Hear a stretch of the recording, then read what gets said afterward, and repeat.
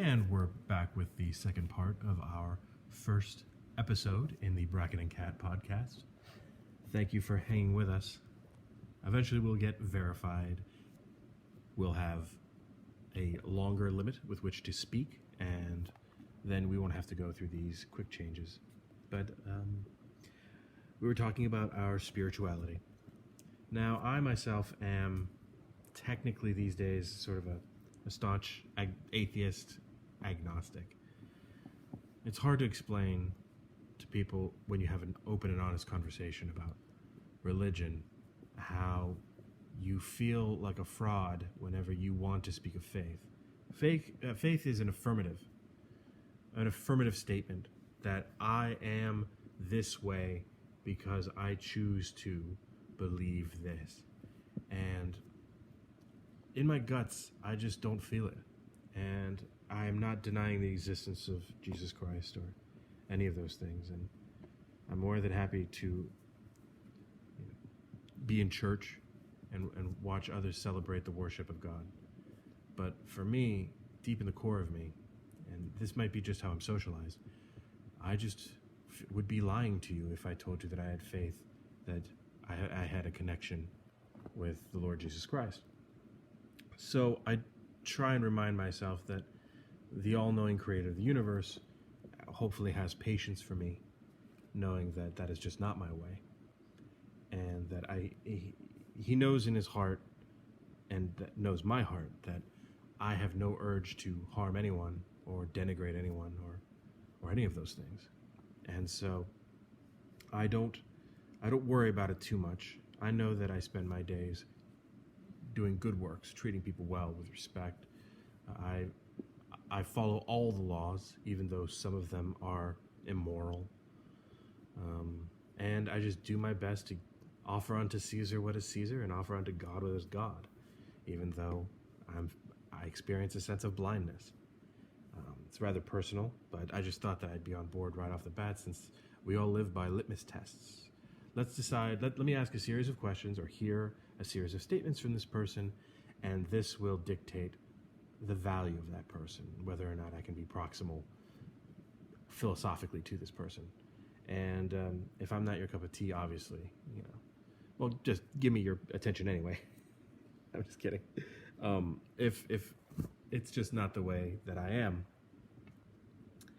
Okay, we are going to do a quick listing of the people that sort of really make me feel inspired to follow in their path. I think that a chorus of voices, from the very high-end creators all the way down to podunk nobodies like us, there is only more value in hearing voices share the same ideals, because we draw strength from that. And my desire is not only to get the dense passion out of me, because I tend to bloviate and lecture and talk and drive everyone around me nuts, out of me, and send it out into the world, and hopefully it sounds similar to what you feel, and you don't feel like you are all alone. How many of you see a video that involves some social justice warrior content from the perspective of it being a positive, your Good Morning America's, your CNN, and then somehow, by a stroke of good luck, this re-uploaded video, or maybe from those websites themselves, there is a comment section? How many of you scroll down, not because you're looking for funny, but because you're looking for similar, because you're looking for someone in this nutty, crazy world to think the same way you do, because otherwise it'll make you feel like you're the crazy one, that you're the one who obviously is malfunctioning neurosynaptically, that you are not processing the information correctly, and so there's something wrong with you. I know I do. And another great way to another great way to feel that sense of therapy is just by simply hearing from people who think like me. And so here I am, trying to get this nuttiness out of me and out of the world, and maybe you feel the same way. I know I'm getting a little circular here. We've got food delivery coming, and I've got my eye on the side. So, who are the people that inspire me? Well, starting off, I listen to Matt Christensen and Rebecca Blonde from Beauty and the Beta. They are consummate professionals, and I've been watching their content every week. So good. The Wednesday call-in show. Today's Wednesday. Look forward to checking them out. And then we have the Sunday show, which is more premium. They break down the actions and events of the week, and invariably to amazingly hilarious results, especially when Blonde gets all fashy. Steven Crowder, obviously, that dude is a stud. No fear. He's cautious. He's smart. He dabbles and tap dances right on the border of just downright racial hostility. What with quarter black Garrett and half lawyer Bill Richmond, but man, that guy is awesome. He always sends out a message of personal responsibility. Do your best. Be strong. And I hear that his wife is just coming back from a terrible medical condition that resulted in a measure of paralysis. I hope for her swift recovery, and all good things to him. That guy is he asks for very little and gives you quite a bit, even if you don't join Mud Club. So, you can only be grateful for people like that who make your life a little bit happier. Then, of course, we've got Tim Pool, a little more on the left end of things. Of course, recently he has seen down the business end, down the barrel of leftism, exactly what happens when you have progressive Democrats ruling your cities, especially in the middle of a pandemic, followed by fire tornadoes. It isn't for a very good outcomes right there. Then we have Devin Stack of Black Pilled. That guy doing it the way a lot of us wish we could, going off into the wilderness, carving out a piece of it for ourselves, going back telling us that the way the destruction of the old world as we knew it back, especially at its peak during the 80s, 90s, and early 2000s, that Black Pilled is about acceptance. It's not about despair. It's about us not having a sense of irrational attachment to the past. And that's a hard lesson learned for me especially, because I have lived a life of hard work but expected comfort. I worked really hard playing by the rules. The rule was, I treat you as an individual, you treat me as an individual, and then we all just get along, and I don't worry too much about whether or not you're this, and you don't worry so much about whether I'm that. But the left changed the fucking rules, pardon my French. They changed the rules on us and said, no, it absolutely matters what you are and what I am, and we're going to talk about it every 30 seconds until you either bleed from the ears or you end it all for yourself. So, big appreciation to Devin Stack of Black Pilled. Devin Tracy of Atheism is Unstoppable, recently unpersoned off of YouTube.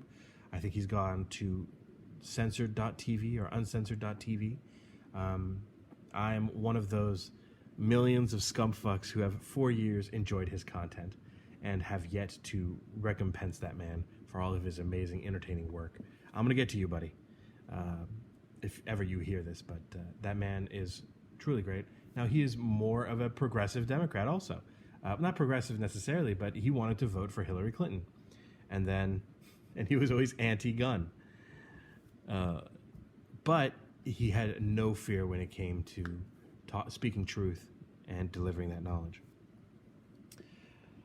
Of course, there's Vincent James of Red Elephant. That guy is a workhorse. He needs no introduction, has multiple channels, simply breaking down the anti-white agenda in the media. Colin Flaherty, also from White Girl Bleed a Lot.